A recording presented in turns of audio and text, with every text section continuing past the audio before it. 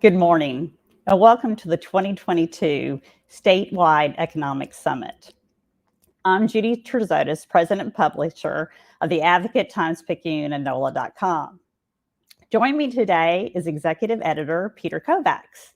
We'll be co-hosting a discussion with subject matter experts from across the state.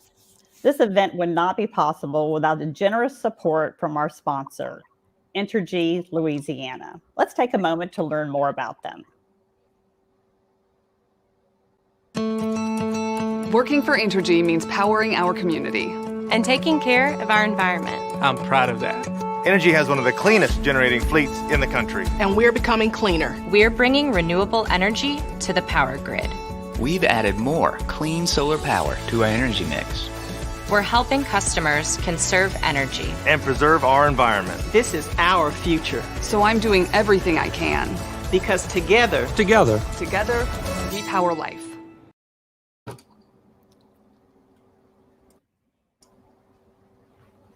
I'll now turn it over to Peter Kovacs, our Executive Editor, to kick off today's panel. Peter. Okay. Thank you, Judi, and thank all of you for joining us. We have a terrific panel today. We've been doing these events for, I want to say, 3 or 4 years now. We used to do them at the Manship Theater live, and more recently we've been doing them virtually. And every year we tell ourselves we'll do next year at the Manship Theater, and hopefully we will. Let me start by introducing our guests, many of whom have done these events with us before. Greg Bowser is president of the Louisiana Chemical Association, which represents more than 60 chemical manufacturing companies across our state. Lacey Merrick Conway is president of Latter & Blom, the largest independently owned real estate brokerage in the Gulf South, with offices in Louisiana, Texas, and Mississippi. Philip May is president and CEO of Entergy Louisiana, an electric utility that serves more than 1 million customers in Louisiana. Don Pearson has been Secretary of Louisiana Economic Development since 2016. All of those guests have done these events before, but today we have a rookie celebrity. President William F. Tate IV is the freshly minted president of LSU, and we're glad to have you here today. We really appreciate you taking time out for us. I thought maybe as a way to start, maybe we would ask Secretary Pearson for his overview of the state's economy and the prospects for growth in 2022. Thank you, Peter, and thank you to my esteemed colleagues that have gathered here today to kind of share some information and join in an active conversation. Certainly, as we look over the horizon into 2022, and we're standing in it really right now as it is, it's an exciting time. And to really evaluate what we see going forward, we do well to take stock of where we stand today.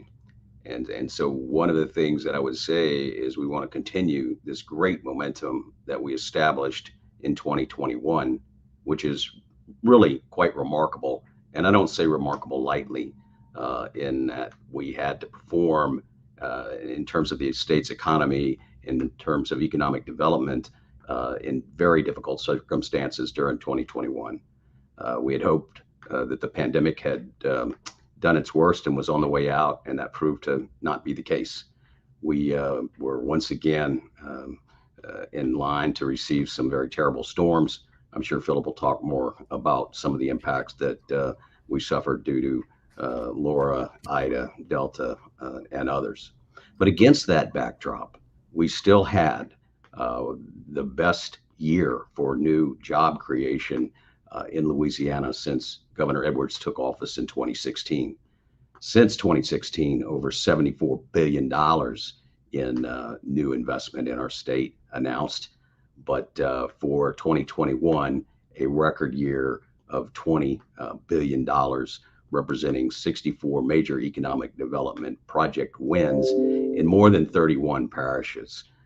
That's almost 7,000 new direct jobs, over 11,000 indirect jobs, and nearly 10,000 retained jobs. we can't forget to keep what we have as important. Technology moving across all sectors means that businesses and industries have to keep up in order to continue to compete in the global economy. So we're going to continue to build on those strengths where we are, and in the energy sector, advanced manufacturing. We're going to have some strengths in logistics. We're going to have a background of a lot of new federal infrastructure dollars coming to Louisiana.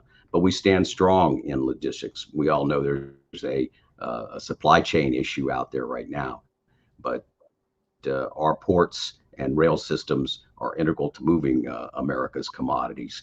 And so we have growth opportunities out there. The other thing I should mention is our focus, which has really ramped up significantly since 2016, on small businesses. Small businesses, 43% of U.S. GDP, that create 2/3 of the new jobs. So having an environment that supports growth and innovation for these small businesses is very important.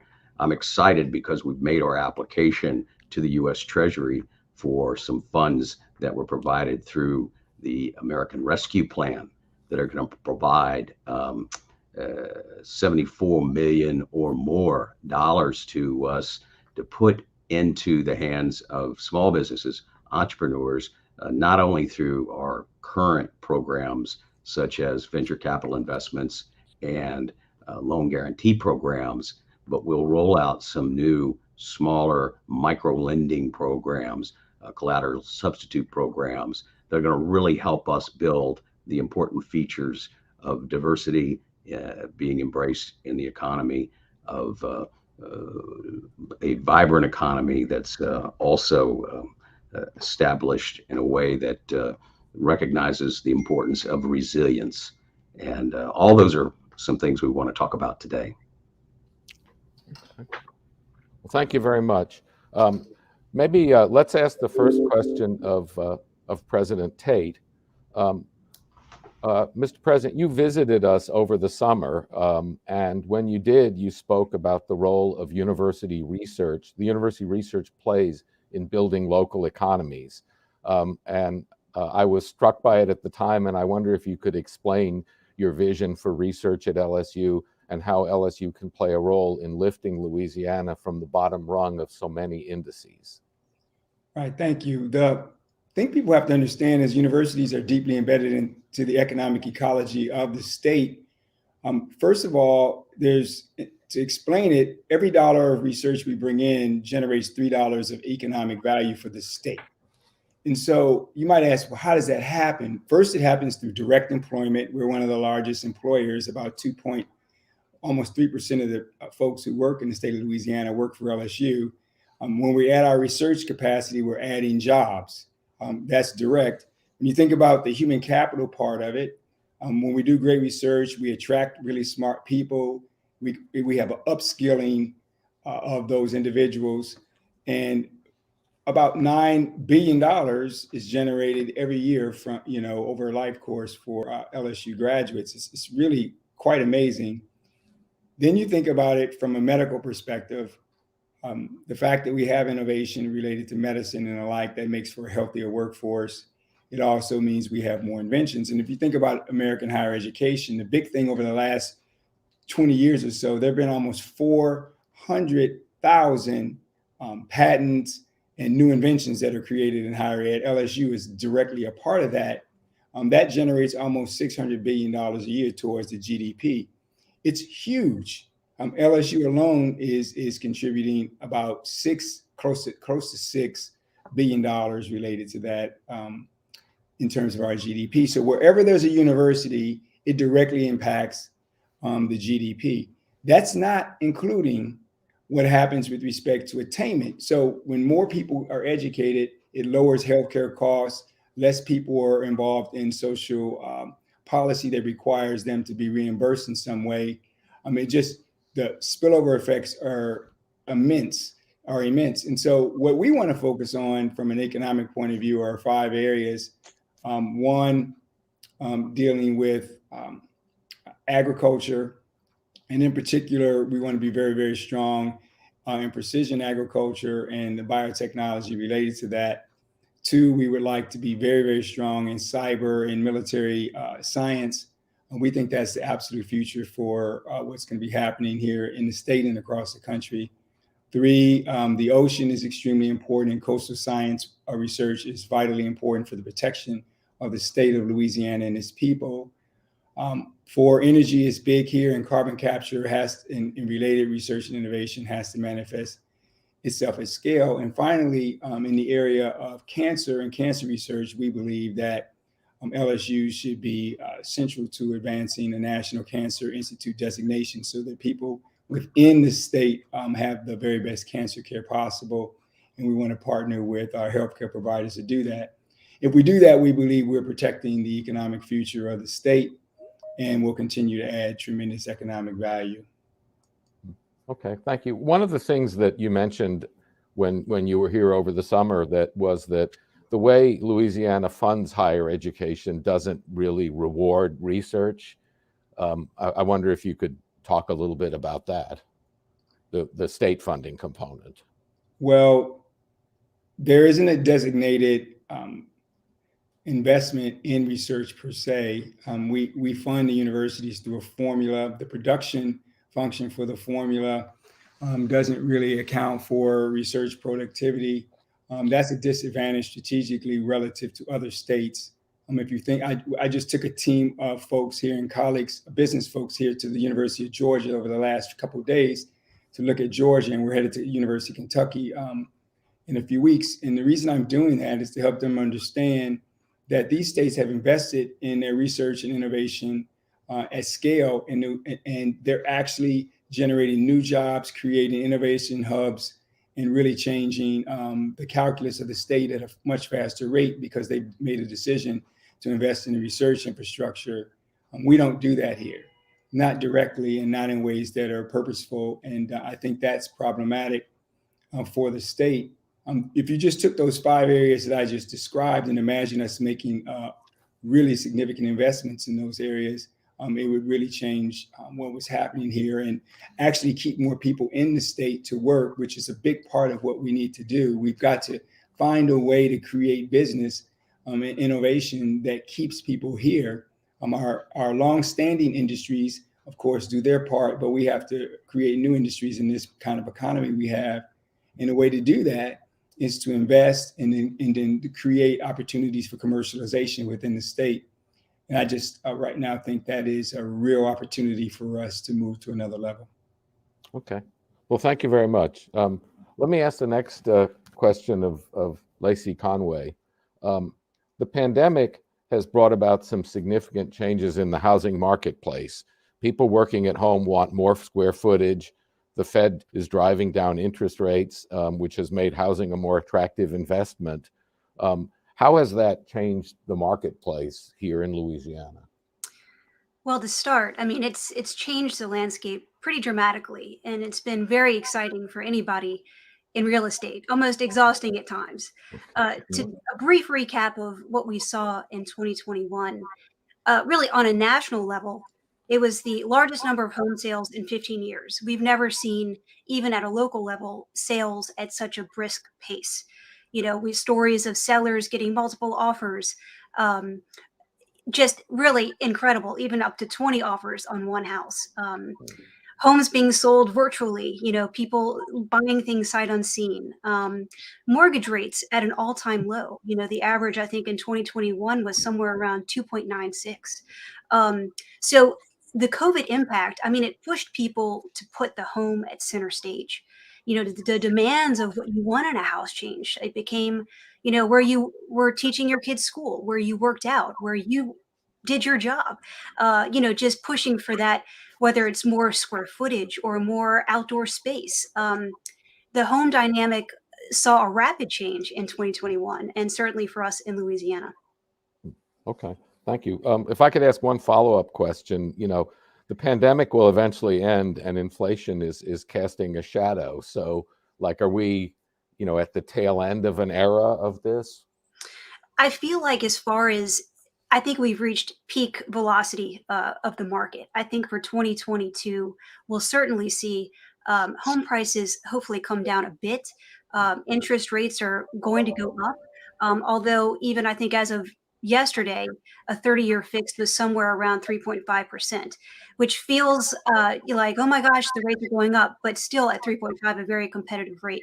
But it is pushing people almost to say, I want to make that move. I want to buy the house before they go up even more. So certainly inflation will have an impact on the housing market. Okay. Well, I remember I moved to Louisiana from Alabama in 1984, and we moved to Slidell and bought a house and had a 13.5% mortgage. So you're a little young for that, but Yes, but hopefully it's we're not. true. I think a lot of things just need to be put in perspective, Yeah. where certainly rates under 4% are really something to be excited about. Yeah. Okay. Let's turn to Philip May. We've had 2 consecutive years of damaging storms, and maybe we're entering a new era where this is the norm. You know, supporters of the Biden infrastructure bill say that it will help pay to reinforce the power grid, but our reporting, which you were quoted in last month, suggests that Louisiana's share we're not going to have the federal government rebuilding our power grid for us, no matter how generous this bill is. So how can a poor state keep paying to rebuild its power lines? Yeah, so it's a great question. Over the past 2 storm seasons, and that included a historic storm season with multiple storms in 20, and of course, major storm in 21, as well as an ice storm with that winter storm Uri that came in. Tremendous amount of damage. Louisiana, probably $4.5 billion of damage from all of those events. So a couple things associated with that. What we understand from those events is we believe the frequency and the intensity of such events are likely to increase over time. And so our view of how we need to upgrade our grid and so forth, improve the resiliency, the redundancy of the grid, needs to be moved at a faster pace.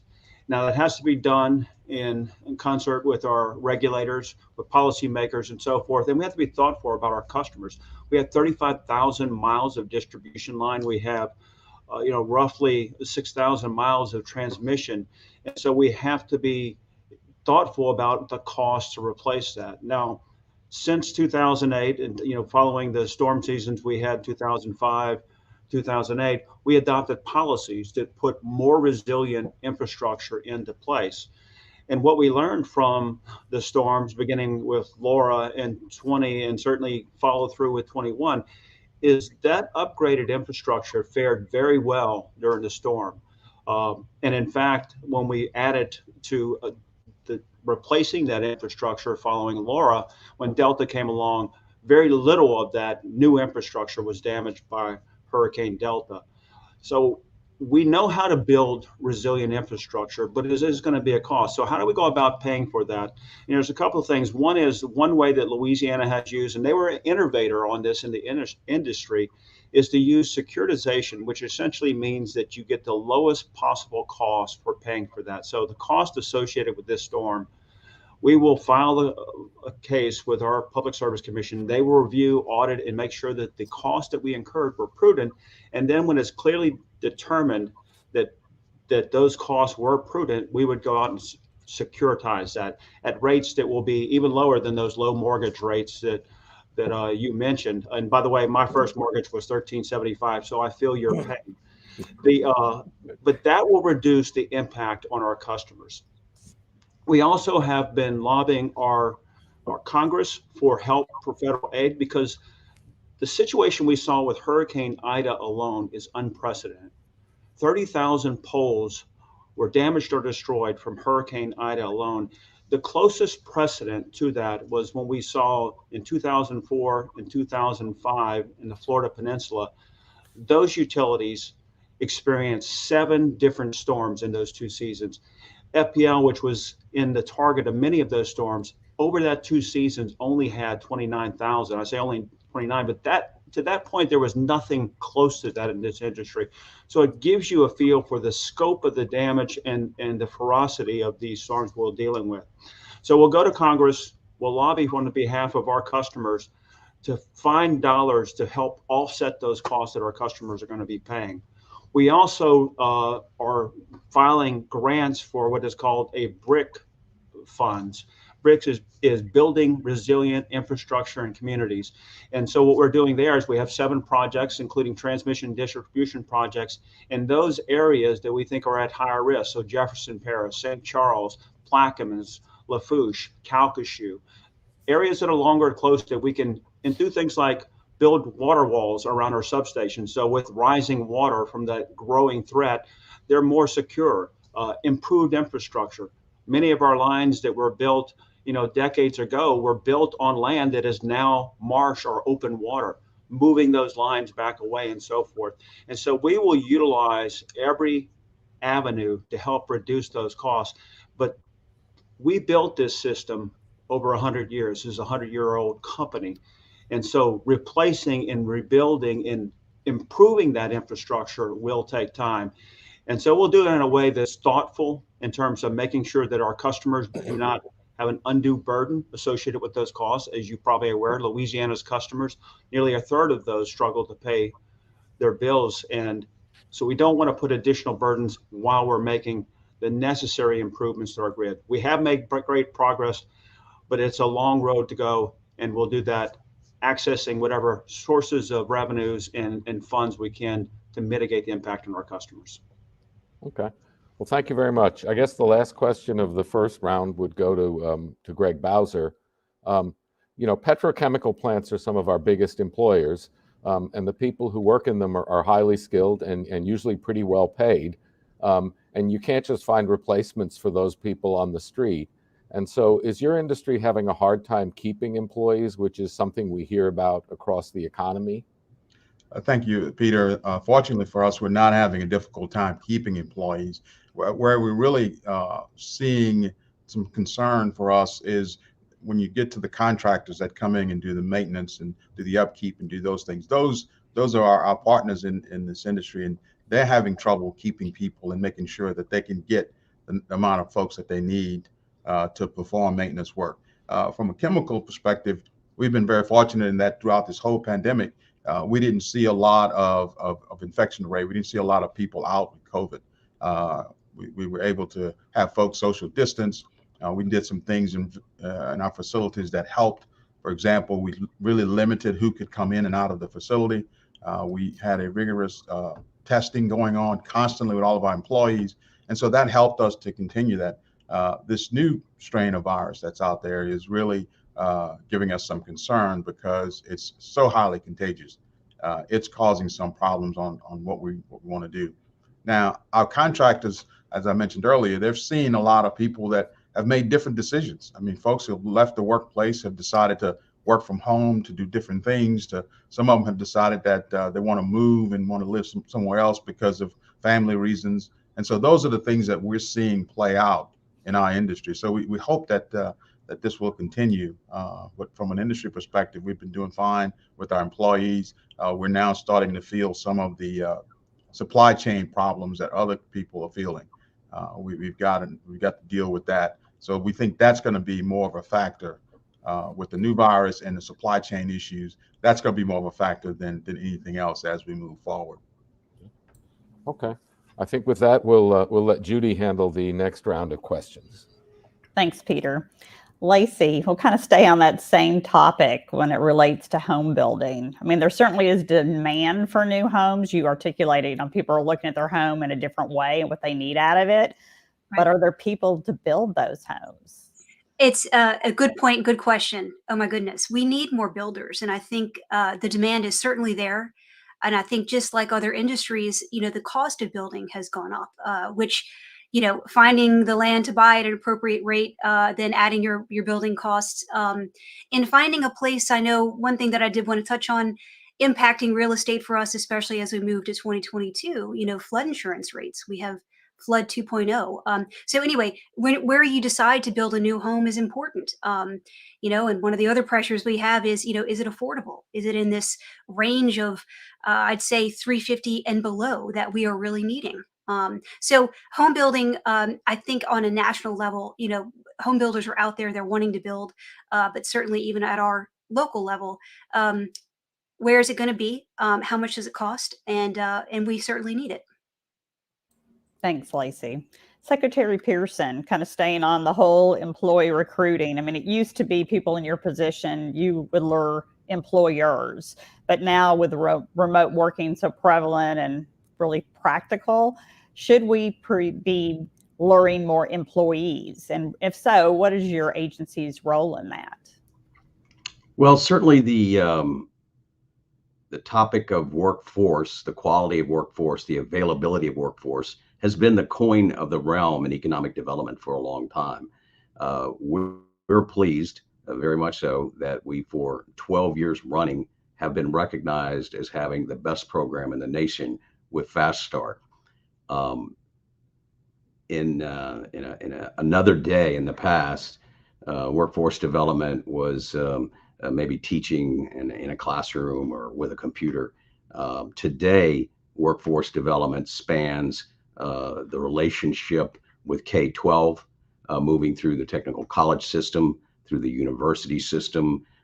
It includes and is important that we do have very sophisticated artificial intelligence driven recruiting tools available so that we can match the jobs that are available in Louisiana in demand by either a new or existing company, and help find that talent pool and represent jobs in Louisiana, tech jobs, great jobs that are well paying.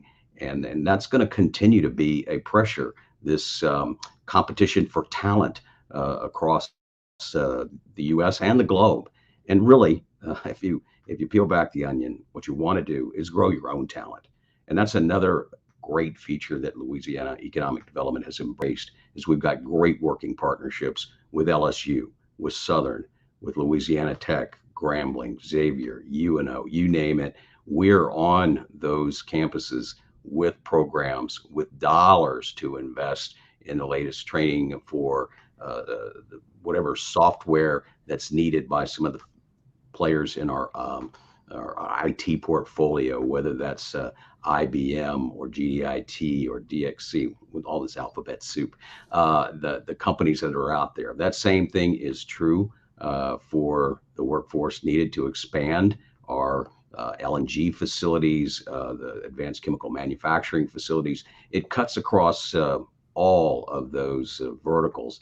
And I loved hearing the priorities designated by President Tate, cyber, the water management feature that we can grow in engineering and be strong in, the life sciences sector that we've got a lot of strength in, and we can talk about that being recognized at the federal level with a Build Back Better grant award recently. But those partnerships with the universities, those investments that are going to provide the talented, sophisticated workforce is going to determine winners and losers for nations, for states, for universities, for communities. It is of critical importance. Our partnerships in those areas are strong, and we want to continue to grow those. We'll stay with Dr. Pearson for a minute, Secretary Pearson. Let me ask you a question on behalf of sorry, Secretary. Let me ask you a question on behalf of North Louisiana. We've been writing a lot about the deep population losses in those communities. What are the prospects for turning those around? Well, the nice announcement there yesterday with AEP SWEPCO of a $100 million facility in the area. There's been some other recent announcements in the area. But let's step back from that, where we are enjoying some success.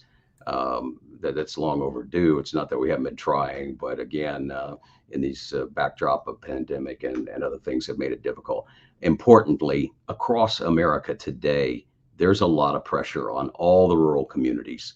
And we've recognized this for a long time, and we've been very active in engaging what we can do to strengthen our rural communities. We've highlighted a number of rural economic development wins that we've had recently, some in that agriculture sector that President Tate mentions. When we take products from Louisiana in the agriculture area, we don't want to just load them onto barges and ship them off. We want to add value. And so these new sophisticated lumber mills have really given us a chance to do that. $100 million investments, but the ripple effect goes on with waste product that goes on to our pulp paper mills, the formation of DRAX, one example of a company that's taking wood waste out of the forest after harvest and translating that into wood pellets that are then railed to Baton Rouge, loaded onto international carriers, and go to the UK to provide renewable electricity there. Lots more can happen and is happening in our rural communities, but it doesn't fall off our radar. Importantly, and it was identified and amplified by the pandemic, they have to have broadband. Every community has to have broadband, or they're just not going to survive. And why I say that is without the broadband access, telehealth is not possible. E-commerce is not possible. And the ways that it is so necessary for communities to move forward. So with broadband, even distance learning, a new feature linking new talent available to those residents in our rural communities is important. So we've had a lot of focus on this, and we will continue to do so. But this rural pressure is what's driving population loss in the Delta and some of the other rural communities around our state. Thank you so much. The next question goes to President Tate. We actually received this question from one of our readers in New Orleans. What can we do to keep recent college graduates from moving to other states like Texas? Well, first, and I think this, the last comments speak to it, you have to have universities embedded in communities. It's foundational. I just left Alexandria yesterday. They have a goal of having 5,000 students there at LSU Alexandria. The thing about that is if you're educated in the community, you're more likely to stay in that particular community. We do the same thing in Eunice. We embed medical schools in New Orleans and Shreveport because we want to train medical and health talent in those communities, and they're more likely to stay. I mean, that's a big part of what you have to do, but that's not enough. Because Texas is formidable. Houston and Dallas are our largest recipients of LSU graduates, if I'm not mistaken. We picked 5 areas that we call the Pentagon of what we want to do in the future for a reason. We picked coastal science, energy, cybersecurity, agriculture, and cancer because they're all deeply embedded in the context of what would protect and secure the economic future of Louisiana. And the hope is that we will be able to continue the partnerships that were delineated earlier, but also begin to create a creative class who is interested in establishing their own businesses here as well. So I believe it's extremely important that we take care of the human capital challenges for current industry, but also imagine new businesses that might manifest themselves that would attract graduates of LSU and the other universities in this state to stay here and to create businesses here in Louisiana. That also requires, and it may be above my pay grade, a large conversation about our tax features in this state. I won't go into it. I'll leave it to those of you who study economics directly, but I'll be real candid with you. When I was an undergraduate thinking about where I was going to live, it was very easy for me to take my first job in Dallas because I didn't have any concept that there were no state taxes and that there was an entrepreneurial framework for advancing business in that context. And I learned it really quickly and understood and appreciated it. And I think we have to think through some similar things here, along with doubling down on some things I talked about earlier. If we create that research infrastructure that allows for the development of the innovation hubs, which speak to commercialization and building jobs right here through people in their entrepreneurial capacities. That's something we really have to double down on and be really engaged business and industry and the universities along with government to make that a priority. That's how they're going to stay. It's a design. It's not an accident. I mentioned hope. Hope is the wrong frame. It's actually we have to design. Thank you. Let's go to Philip May. Philip, The federal government is exploring leases for wind energy in the Gulf. How does that energy compare in terms of cost with the power we generate? Well, so right now, wind in the Gulf of Mexico is quite a bit higher than the energy we can generate onshore with solar, with natural gas, with nuclear, and so forth.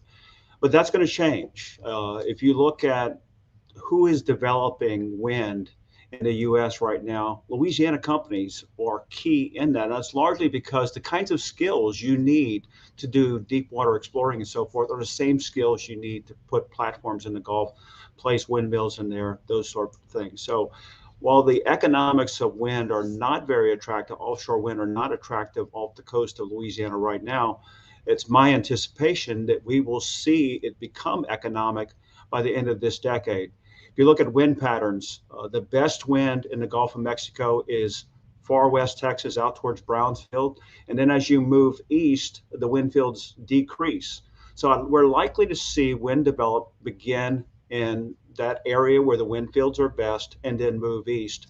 The other factor here is infrastructure. If you look at Louisiana, we have infrastructure right on the extreme southwest portion of the state. And when I say infrastructure, large transmission lines that are capable of moving that wind energy back into the rest of the state. And we also have significant infrastructure around Port Fourchon. So I would think that you'd have, towards the end of this decade, wind energy development that will make renewable energy available to our customers, kind of the end of the decade into 2035 and so forth. In the meantime, we are aggressively developing new renewable projects, primarily for solar, because solar is very economic right now. We have currently 55 megawatts of solar energy, along with other resources to give us roughly 700 megawatts of total renewable resources. 2 nuclear plants that have zero carbon output. One of those is 1,200 megawatts, the other 1,000 megawatts to provide us zero emission energy. And we just made an application to add 475 megawatts of renewable energy. The reason why we're focused on renewable energy is because we're hearing it from our customers. Our customers are telling us that they need to have lower sources of carbon. They're focused on 2 areas: Scope 1 emissions. Those are the emissions that they have at their site. And Scope 2 emissions are those things, for instance, from the use of electricity. We can help our customers address those Scope 2 emissions through these renewable energy sources. Solar is the path forward for that right now. Wind will be the path forward for that towards the end of this decade and beyond. And it will be complementary because solar, as you know, is primarily a resource that's only available in the day, whereas wind has a different availability, more at night and so forth. So that could complement each other and allow us to have that renewable resource around the clock as opposed to just during the day. But I see a great opportunity for the state of Louisiana from solar development, from wind development, complementing an energy infrastructure we have that is moving quickly to decarbonize. I see a great opportunity for the state. You know, as you mentioned, 75 billion, I think is the number you noted since Governor Edwards had taken to office. I see more opportunity ahead as this energy industry, chemical industry works to decarbonize. Louisiana will continue to be one of the most attractive places in the world to invest in those world scale projects for all the things that Secretary Pearson talked about: quality workforce, quality infrastructure, and low energy prices. But now with the added availability of zero carbon or low carbon energy, plus geologic infrastructure that allows us to do storage of carbon, hydrogen, and other important gas and so forth. So I see a bright future in Louisiana connected to the availability of renewable energy. Very interesting. Thank you so much. Let's go to Greg Bowser. Greg, there's been a lull in petrochemical construction during the pandemic. Do you expect this will change this year or next? We think it will change this year, probably the latter part of this year. A number of projects got moved from last year, got pushed into 2022. We think those things will come to fruition, but it's going to take a little while. And a big part of it, again, is going to be the supply chain issue. We have to make sure that you can get your supplies in. The other part of that is shipping cost has gone up unbelievable. You know, it's 3 to 4 times what it was prior to the pandemic. That's creating some issues. it's creating issues, one on what you pay to ship something somewhere, but the other one is the availability of containers. If you do container shipping, if you ship by container, you're having a difficult time getting containers in to put your goods in. So I think that we'll see some of the expansions happen. We think that Louisiana is primed for a lot of things, especially Philip mentioned decarbonizing. A number of our facilities are leading the way in reducing their emissions and taking carbon storage, for example. That's big for Louisiana. Louisiana has a chance to be a major player in the issue of carbon storage because of the way we do things and what we've done in the past. And so we look forward to that. And a number of our companies are driving that way. They've committed to go to zero carbon by some by 2030, some by 2050. And they're doing things right now that will allow them to get there. The big question is going to be technology and how much resources the state of Louisiana decides to put behind that effort. Thank you. I'll turn it over to Peter now for our next round of questions. Okay, well, let's go back to Secretary Pearson. And this question comes from Mary in New Orleans. And she says, what can the state do to get people back into the workforce? And I guess I would add maybe to that, do you buy the Republican criticism that Democrats have distributed too much money and it's discouraging people from working? A couple things to unpack there, and I'm happy to do it. It has been a tremendously difficult time for New Orleans, largely around the storm and the collapse of the infrastructure, but also equally as impactful is the way that the pandemic has impacted the hospitality industry. That was a thriving sector for New Orleans. Really, to some degree, the larger elements of the entire state are touched by tourism and the hospitality industry. I'm glad to see cruise ships now back at the Port of New Orleans and bringing people from outside of Louisiana here and helping support that economy. It's not yet to the point where we have the conferences. Jazz Fest, as you know, has been pushed. And so all of these things, the impact on Mardi Gras, have had an impact on the New Orleans economy. But what is happening and what is important is to understand this transition through technology and the jobs of the future, because the low-paying jobs are the jobs that are going to be swept away by technology. So identifying through your small business development center that's nearby, by identifying with your community college system what certificate programs are in demand that they're offering, and beginning to transition into a lot of medical jobs and other technology jobs, other jobs that are available that do have a longevity associated with them. We're going to need hospitality. There's no question about it. But it's going to be a while before we get back to pre-pandemic levels with that. Some very exciting things happening in New Orleans relative to life sciences. Pleased that we're in a partnership between Baton Rouge and New Orleans with a Build Back Better Phase 2 award application, talking about a health district that stretches from Baton Rouge, anchored here in Baton Rouge by Pennington, and anchored in New Orleans with 2 teaching hospitals and the New Orleans Bio Innovation Center that's there. And inclusive of this is all the rural communities between Baton Rouge and New Orleans. But that's the overall strategy is for everyone in the workforce. Technology, new programs are going to be continually advanced, and we're all going to have to engage in lifetime learning. Okay, well, thank you very much. Let's go maybe next to Greg Bowser. You know, one of the things that we hear from people in the petrochemical industry is that our big competitor is Texas. What do people in Texas, when they compete for investments, say about Louisiana? And you know, what do you then say to set them straight, shall we say? One of the advantages that Texas has is that it's easier to get decisions made from Texas. We changed up our formula here in Louisiana.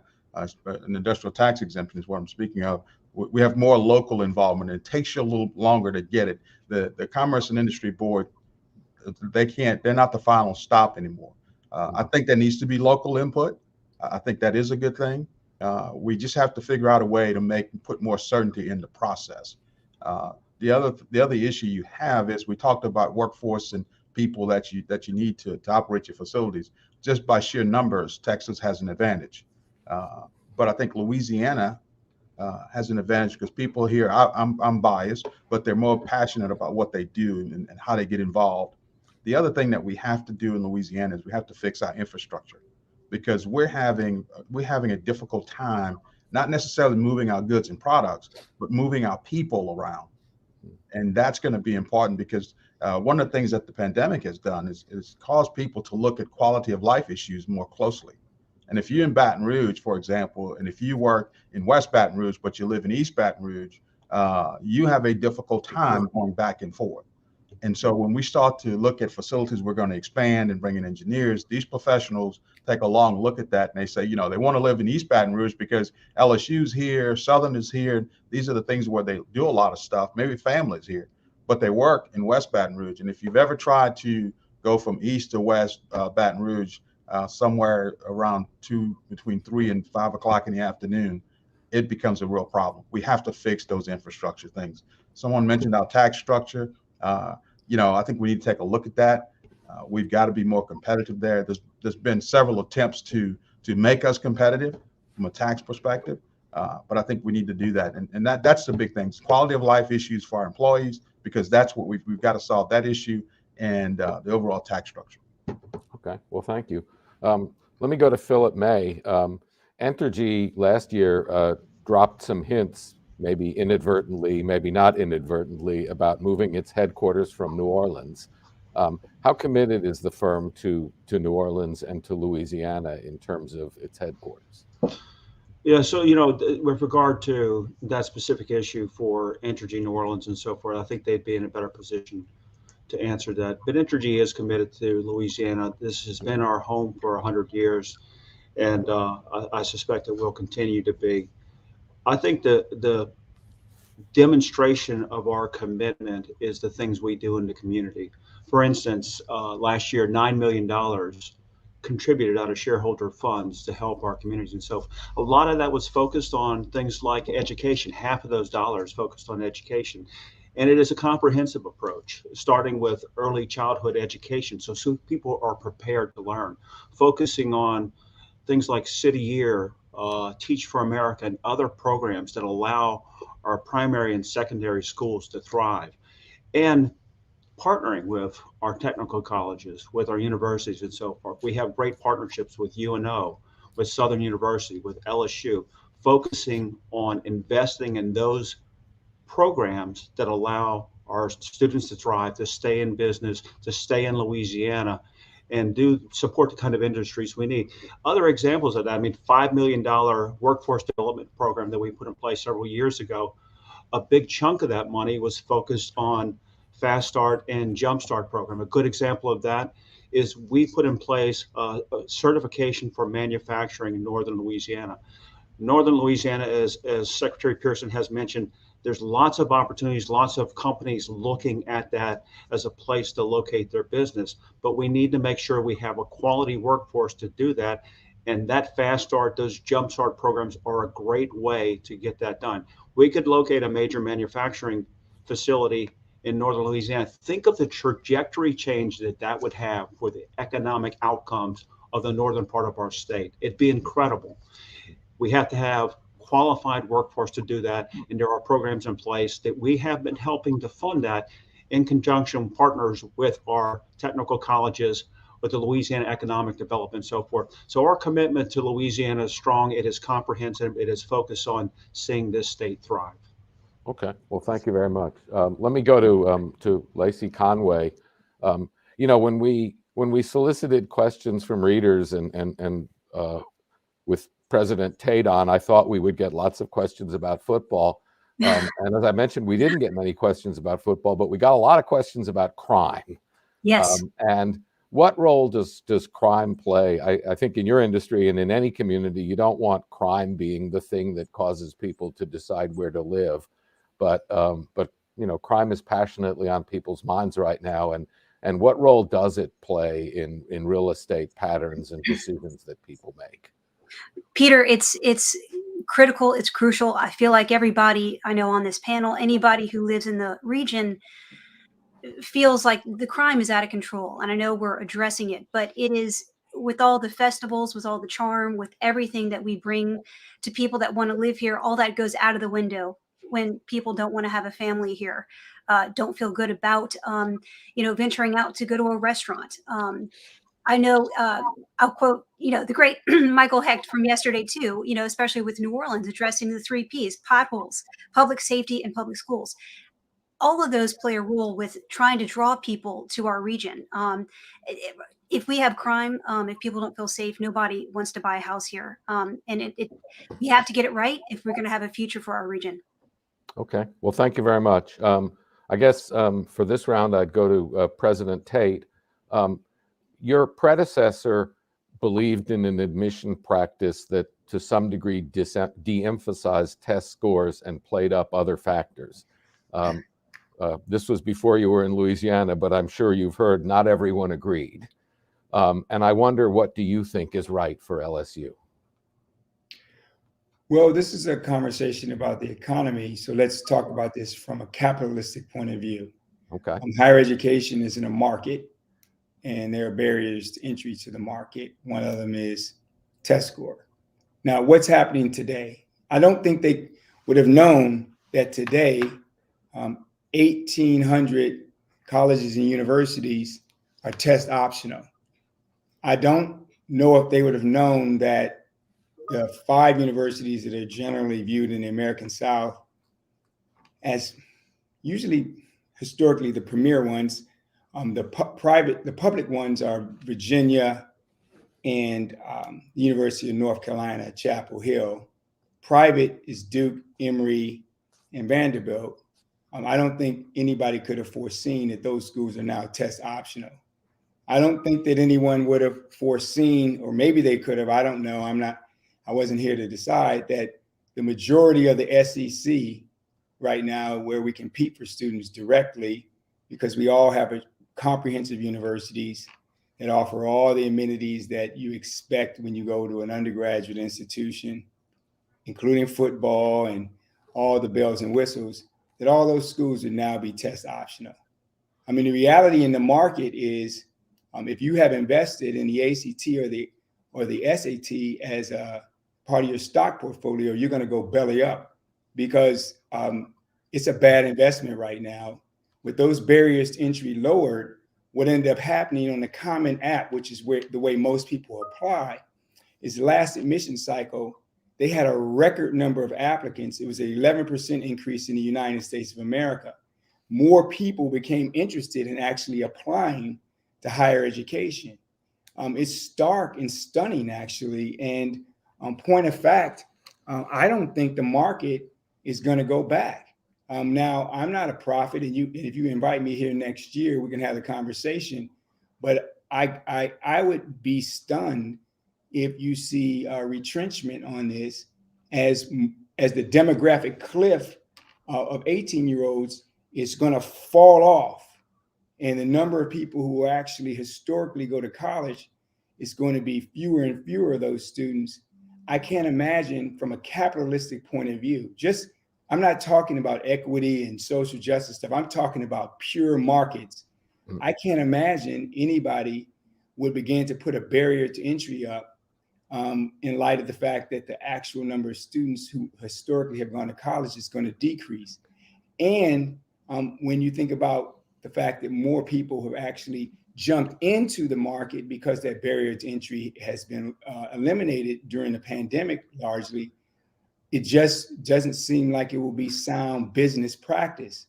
I add that the other piece to this is, because this has been going on for several years now, the growth in test optional, that we're now going to be able to do far more intricate analytics around who we admit and in what ways we do it, and what are the best predictors over and above the test score option. So internally, we're actually very interested in understanding how well we predict. And, I don't want to make this crass because these are humans and we really care about them. But if you think about it as a production function, how effective are we as a production function in terms of really producing outstanding students who, by the way, which I didn't get a chance to mention in the earlier part, but I'll say right now, when we provide greater access, these students not only add value from an economic point of view,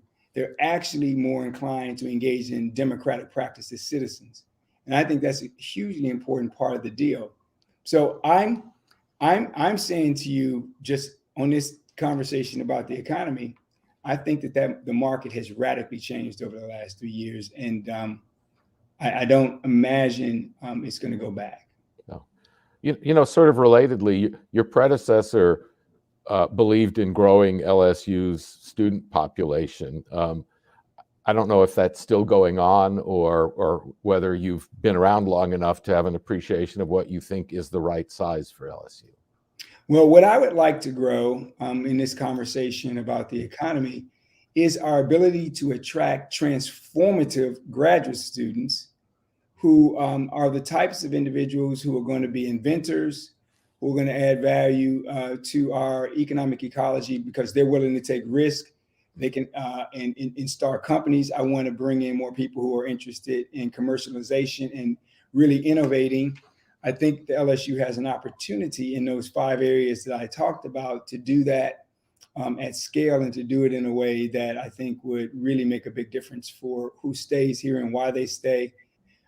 That's a big part of what has to be emphasized in the future. In the past, it has been undergraduate enrollment. And let's be really frank about why that probably was happening, largely because of the de-investment in higher education. Enrollment became the ticket for actually generating revenue to keep these enterprises afloat.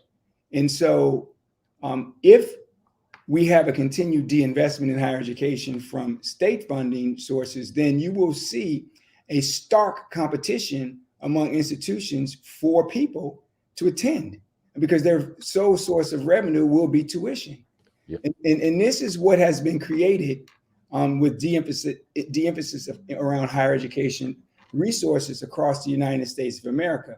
My hope is we get to a point where we provide a reasonable subsidy for students in Louisiana to continue to come to places like LSU, and that we take advantage of the fact that we have outstanding research and we are able to bring in students from out of state who might pay a little bit more to subsidize those students who are in state because they're paying a little more to come here, and we can keep the institutions afloat that way. But we are headed to a demographic cliff that if people aren't preparing for in the next decade or so, they're going to be in big trouble. Okay. Well, thank you very much. I think we said that we would release everyone at 10 o'clock. So let me turn it over to Judi. Thanks, everyone. And thanks for our viewers today and also this panel for your really thoughtful discussion in this very important time. Again, thanks to Entergy Louisiana for sponsoring this event. And we hope that you'll support local journalism by subscribing to our products, the Times-Picayune, the Advocate, the Acadiana Advocate, and NOLA.com. Thanks for joining us.